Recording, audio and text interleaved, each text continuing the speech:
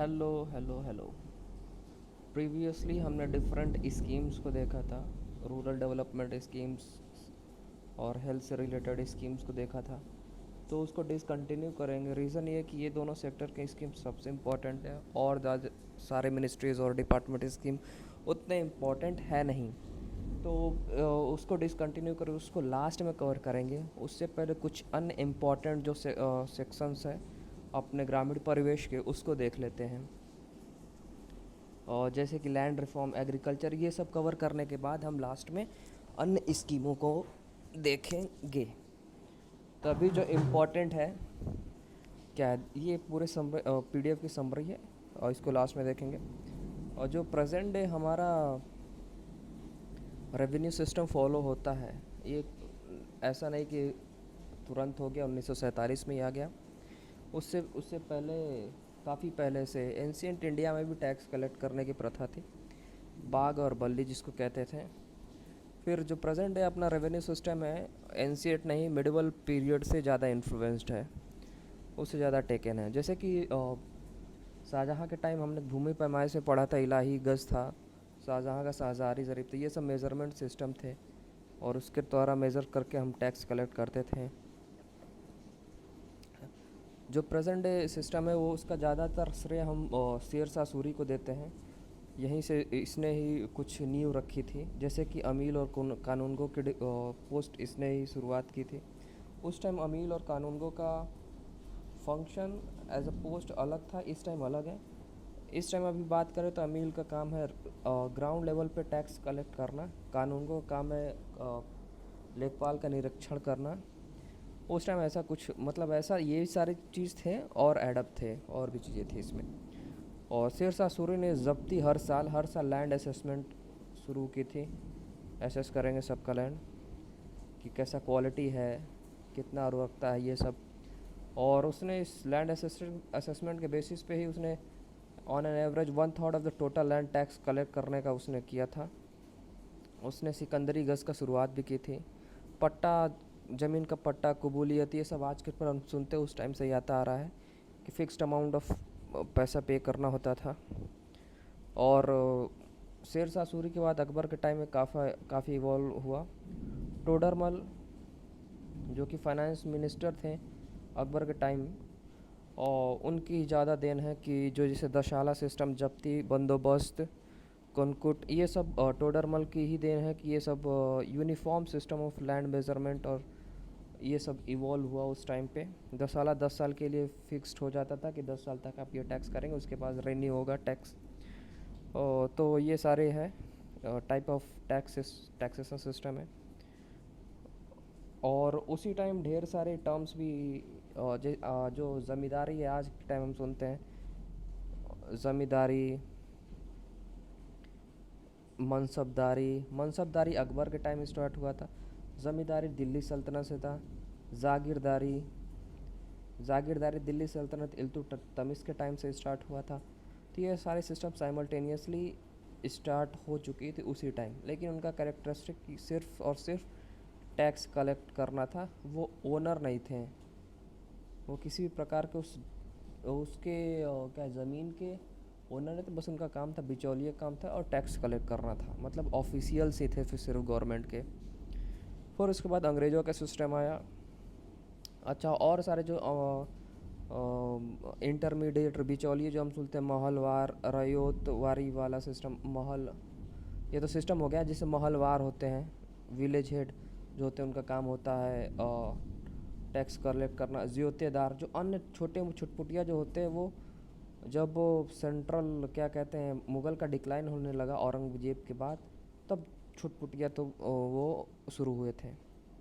अब देख लेते ब्रिटिश काल में ब्रिटिशर्स ने कौन कौन सी पॉलिसी अपनाई थी और उसके साथ क्या इम्पैक्ट हुआ था रेवेन्यू सिस्टम पे और लैंड पे। परमानेंट सिस्टम, जिसको ज़मींदारी सिस्टम भी कहते हैं, ये स्टार्ट हुआ था सन 1973 में। लॉर्ड कॉर्नवालिस ने स्टार्ट किया था उत्तर भारत में, मेनली उड़ीसा, बंगाल और बिहार में। और इसके तहत याद रखें कि अपने यूपी का बनारस तक जो क्षेत्र है वो इस सिस्टम में आ जाता है। तो ये सब ज़मींदारी सिस्टम में परमानेंट सेटलमेंट में आता है। इस सिस्टम में क्या है, 10 साल के लिए आपका टैक्स, सबसे इम्पॉर्टेंट जो इसका था कि यहाँ ज़मींदारों को ओनर दे दिया गया था, ओनरशिप राइट। जहाँ पहले ऑफिशियल से थे सिर्फ, इसमें ओनरशिप राइट दे दी गई थी। और 10 साल तक के लिए सिस्टम फिक्स था। और ज़मींदारों को और पावर, तो पहले तो जुडिशल पावर थे कि अगर कोई टैक्स नहीं देगा तो उसको पनिश करेंगे, वो सब चीज़ तो थी। लेकिन इसमें ओनरशिप राइट दे देने की वजह से अब जो जो फार्मर्स थे, मात्र टिलर्स मतलब सिर्फ लैंडलेस लेबर हो गए। और इस वजह से काफ़ी दिक्कत हुई। और हम बाद में देखने को मिलता है कि एक एक गांव का पूरा ज़मीन सिर्फ एक ज़मींदार के हाथ में रहता है। और इसमें क्या था कि टेनेंट से मान ली 100 रुपये हैं, 100 रुपये ज़मींदार ने कलेक्ट किया, तो 89 रुपये ईस्ट इंडिया कंपनी को देना था और 11 रुपये अपने पास रखना था।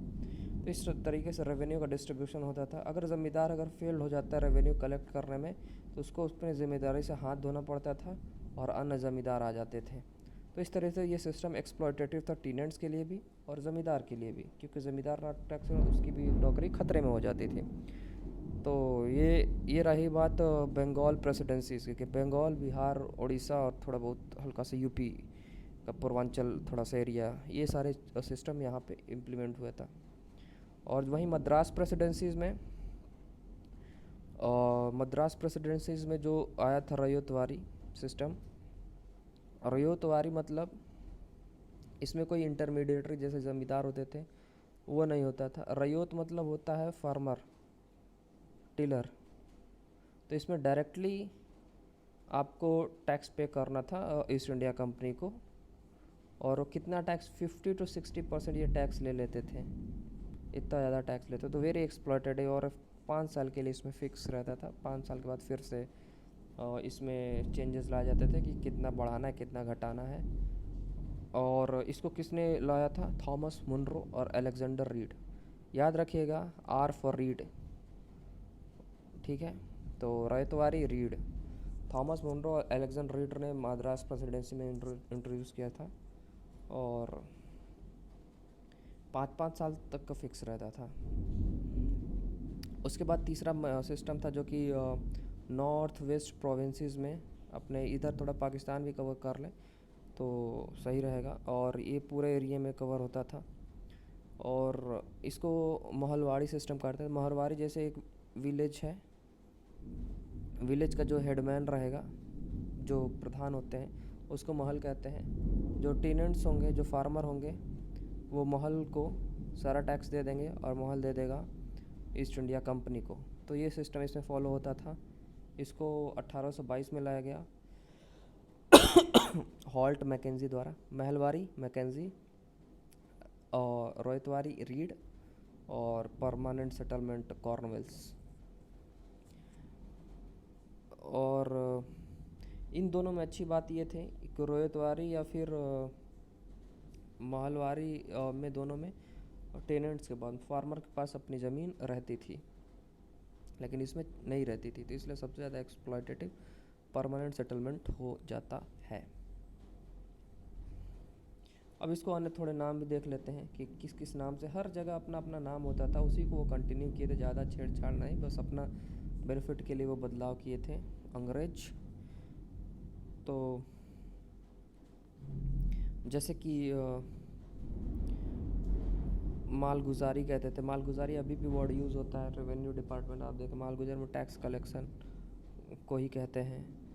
जागीरदारी, रयोतवारी, महलवारी। रयोत मतलब जो रयोत मतलब फार्मर, महल मतलब सब, ये सब एक्सप्लेन कर ही दिए हैं। और एक और अच्छी बात बताएं तो जो सबसे पहले परमानेंट सेटलमेंट स्टार्ट हुआ था, वो स्टार्ट हुआ था 1973 में ही, 1773 में बनारस में। अब आप कहोगे 1700,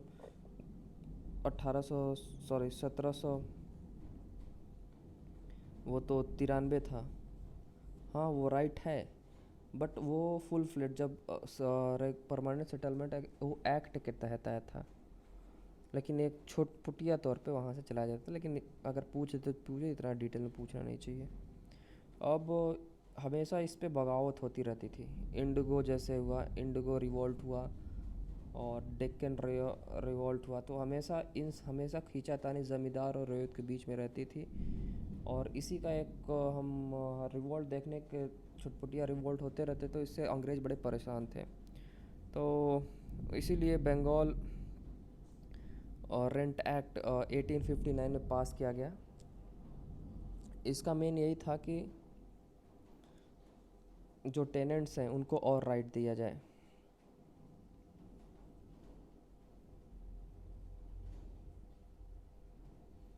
मतलब क्या कि जैसे कि कोई लैंड, अगर कोई खेती फार्मर उसको लगातार 12 साल के लिए जोत रहा है, तो उसको उसका ओनरशिप राइट दे दिया जाए। मतलब कि 12 साल तक जोत रहा, 12 साल खेती कर रहा है, वो मतलब अच्छे से टैक्स पे कर रहा है, तो उसको उसका ओनरशिप राइट दे दिया जाए बजाय ज़मींदार के।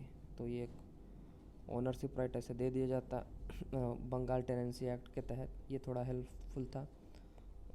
उसके बाद सिस्टम आता है, हमेशा खींचातानी चली रहती है। उसके बाद एक कमेटी बैठती है जिसको फ्लॉट कमेटी कहते हैं। फ्लॉट कमीशन का ये था कि वो लैंड रेवेन्यू असेसमेंट ये सब चीज़ को स्टडी करती है, और उसका यही लास्ट में बोलते हैं कि हाँ ज़मींदारी को हमें हटाना चाहिए, बट वो इम्प्लीमेंट नहीं किए, कुछ उस पर नहीं किए। तो अब तो आज़ादी का समय आ गया। आज़ादी में भी बड़े नेताओं ने काफ़ी प्रोमिसेस किए थे कि आफ्टर आज़ादी हम सबसे बड़ा पहला क्या काम करेंगे कि ज़मींदारी उन्मूलन का काम करेंगे। इसीलिए 9th शेड्यूल ऐड किया गया था। First constitutional amendment act add आया था राइट 1951 में, कि land distribution, equitable land distribution, ये सारी चीज़ें करना था उनको। और लैंड रिफॉर्म एक स्टेट सब्जेक्ट है, इसीलिए सारे स्टेट का अपने अपने तरीके से लैंड को कैसे डिस्ट्रीब्यूट करना है अपना देखें। अब लैंड रिफॉर्म में क्या क्या करना है, ये बड़ी समस्या थी।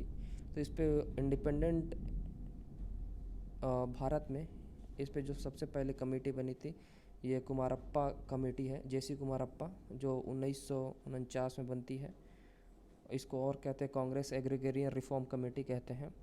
इसका मेन यही डाटा मतलब बताती है कि एलिमिनेशन, जो फ्लॉट कमेटी कहती है कि एलिमिनेशन ऑफ इंटरमीडिएटरीज, बिचौलियों को हटाना पड़ेगा, और जो कंसोलिडेशन ऑफ लैंड, चकबंदी करना पड़ेगा, और लैंड का डिस्ट्रीब्यूशन करने के बाद ऑक्यूपेंसी राइट जिसको जिसका हक है वो देना पड़ेगा। टेनेंसी रिफॉर्म लाना पड़ेगा, जिसमें कम टेनेंट्स के लिए, जैसे कि हम मदिया पे दे देते हैं तो उस टाइम बहुत ज़्यादा टैक्स उस पर ले लेते थे लैंडलॉर्ड्स, क्योंकि वो अपने तो खेती करते नहीं थे, तो उस पर फिक्सेशन ऑफ रेंट, तो ये सारी चीज़ें ये कहते हैं। और सेकंड इनके कहने के बाद, ये तो हुई 1949 की बात।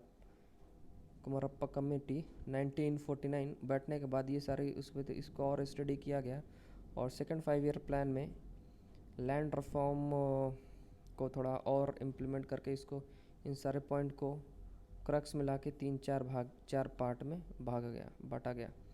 तो इन्हीं पॉइंट का जो क्रक्स है वो 4 है कि अबॉलिशन ऑफ रेंट, जिम्मेदारी का उन्मूलन होना चाहिए। टेनेंसी रिफॉर्म, रेंट जो है फिक्स होना चाहिए, और क्योंकि जैसे मान लीजिए 60% 80% रेंट पे दे देते थे, मतलब ज़मींदारों के पास ज़्यादा खेत था और रेंट पे दे दिए, फार्मर खेती करता, भाई 80% इनको देगा, 20% रखेगा तो इसको क्या ही होगा, और उसके ऊपर और बोझ होता था। लैंड सीलिंग होना चाहिए कि एक आदमी के पास इतने बीघे से ज़्यादा खेत नहीं होना चाहिए, लैंड सीलिंग आया।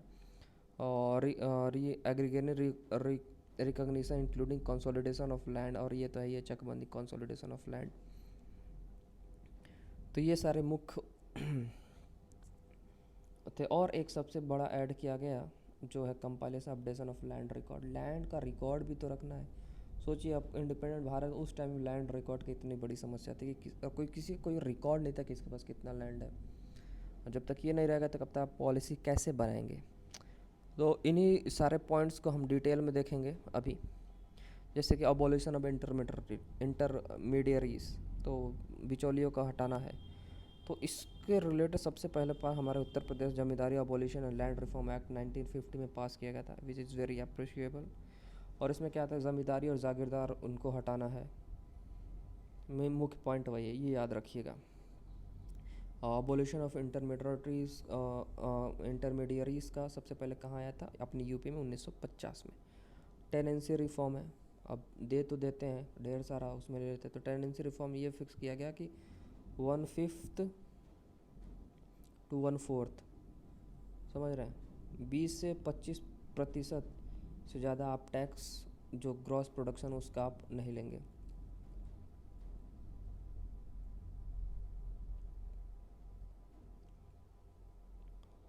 और ये फिक्स किया गया सीलिंग ऑफ लैंड होल्डिंग, और यही है चकबंदी वाला अपना।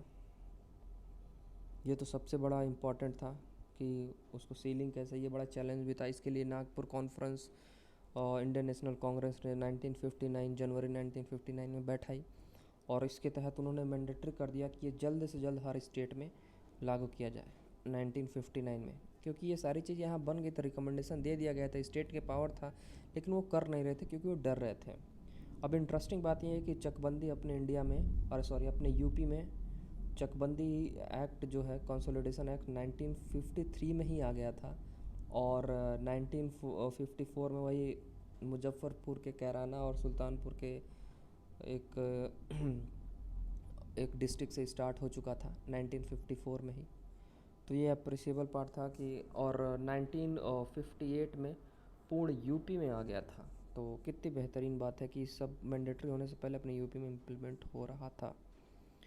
और उसके बाद सीलिंग, और इसमें नई गाइडलाइन हमेशा एक्ट होती है। तो अब लैंड सीलिंग तो करनी थी, हर स्टेट का अपना अलग अलग था।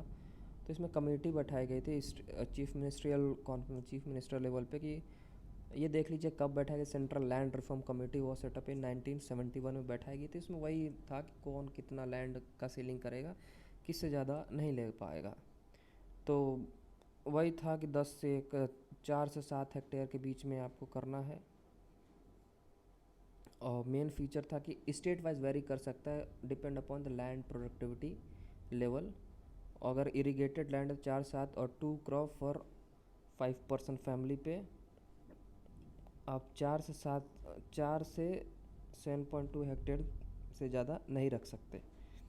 ये सबसे इम्पोर्टेंट था। अगर इरिगेटेड लैंड है तो मतलब उसके प्रॉपर पानी मिल रहा है, 2 क्रॉप साल में हो जाती है, तो 5 लोग से फैमिली है तो 4 से 7.2 हेक्टेयर तक ही लैंड आप रख सकते हो। अगर वो ज़्यादा इरिगेबल लैंड नहीं है तो वो 21 तक पहुंच सकती है, और सारे क्राइटेरिया सेम है। अगर सूखाग्रस्त थोड़ा एरिया है तो, प्रोडक्टिविटी कम है तो देख लेते अपनी यूपी में क्या था। वो सीलिंग 7.3 था फॉर इरिगेटेड लैंड, और 2 क्रॉप के लिए, मतलब साल में 2 बार उस पर उगाए जा सकते हैं। सिर्फ एक ही क्रॉप के लिए 10.95 था, और ड्राई लैंड के लिए सूखेग्रस्त वाला जो क्षेत्र 18.25 हेक्टेयर था। ये सारे हेक्टेयर में है। और सीलिंग ऑफ लैंड ये किस 9th शेड्यूल में है, तो वही हम बताए थे 9th शेड्यूल ही ऐड किया गया था, इसीलिए लैंड सीलिंग के लिए ही स्पेशली। इसमें जो भी जाता था, इसमें अच्छी बात ये थी कि 9th शेड्यूल में जो भी है उसको आप चैलेंज नहीं कर सकते थे फंडामेंटल राइट के बेसिस पे, कि हमारा हक है, हमारा ज़मीन आप हमको कैसे लेके दूसरों को दे रहे हैं। इतना हो ही गया लैंड सीलिंग से, कंसोलिडेशन से होने के बाद। अब कंपाइलेशन ऑफ लैंड रिकॉर्ड बताइए नहीं था सबसे बड़ी बात। तो लैंड रिकॉर्ड के लिए अपने रेवेन्यू डिपार्टमेंट में 1987-88 में सेंट्रल स्पॉन्सर्ड स्कीम के तहत revenue administration updation of land record ये स्कीम चलाया गया था।